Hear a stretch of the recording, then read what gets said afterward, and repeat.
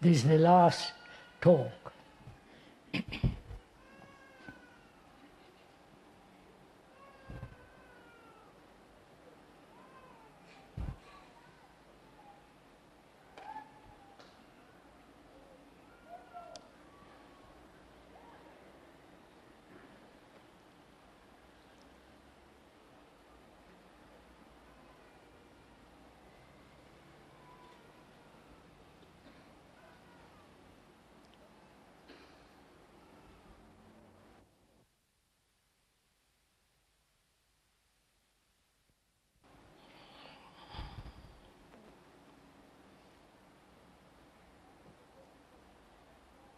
We have been talking about the complex problem of existence. We have talked about forming images in our relationship with each other, the images which thought has projected and which we worship. We have also talked about fear, pleasure, and the ending of sorrow. We have also gone into the question of what is love, without all the travail that's involved in that word. We've also talked about compassion with its intelligence. And we ought now, this morning, talk about what is religion. Most of the intellectuals throughout the world shy away from that word. They see what religions are in the present world, with their beliefs, with their dogmas, with their rituals, and the hierarchical setup of the established order, established religion. And they rather scoff at it and run away from that, anything to do with religion.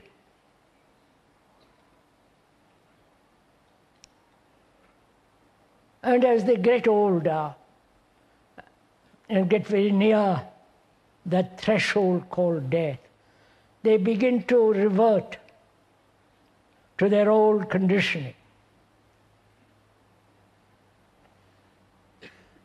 They either become Catholics or pursue some guru,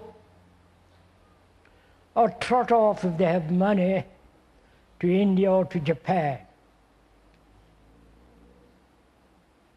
And religion throughout the world has lost totally its creditability. It no longer has any significance in daily life. They may go to the marvelous cathedrals, churches, and all the things that go on in it.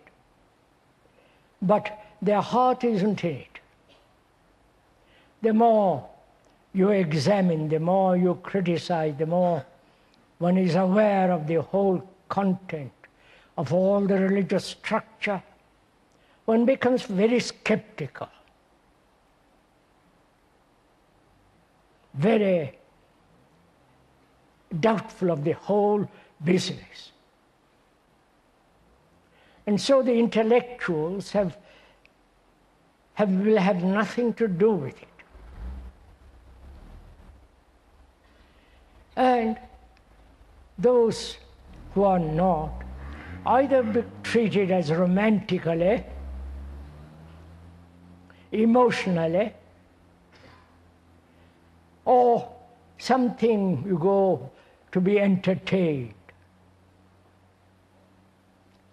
But if one puts aside all the intellectual, the romantic, sentimental attitude towards religion,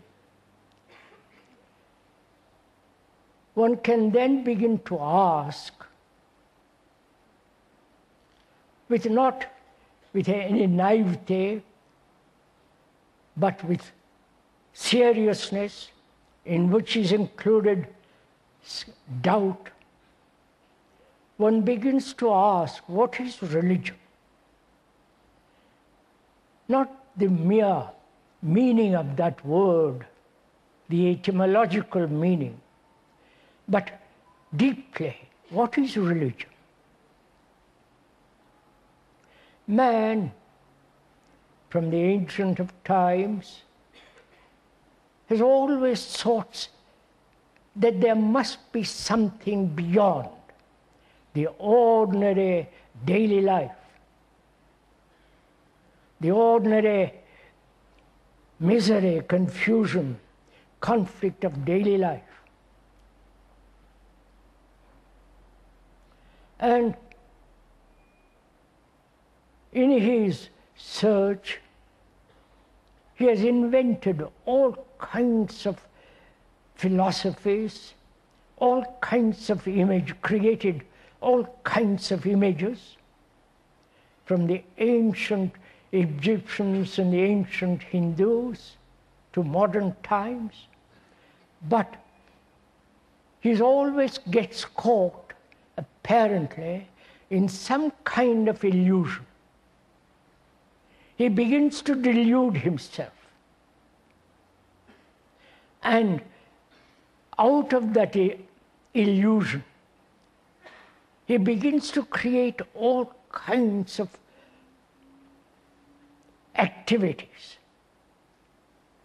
And again, if we could brush all that aside, because we have examined it sufficiently, gone into it fairly deeply with all the contemporary religions, then one begins to ask oneself, what is, and if there is, something beyond all the contagion of thought, all corruption of time. If there is something beyond the usual existence in space and time,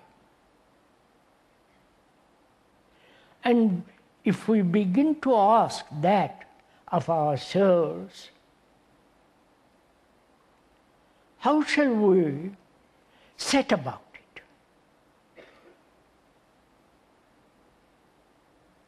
Is any kind of preparation necessary?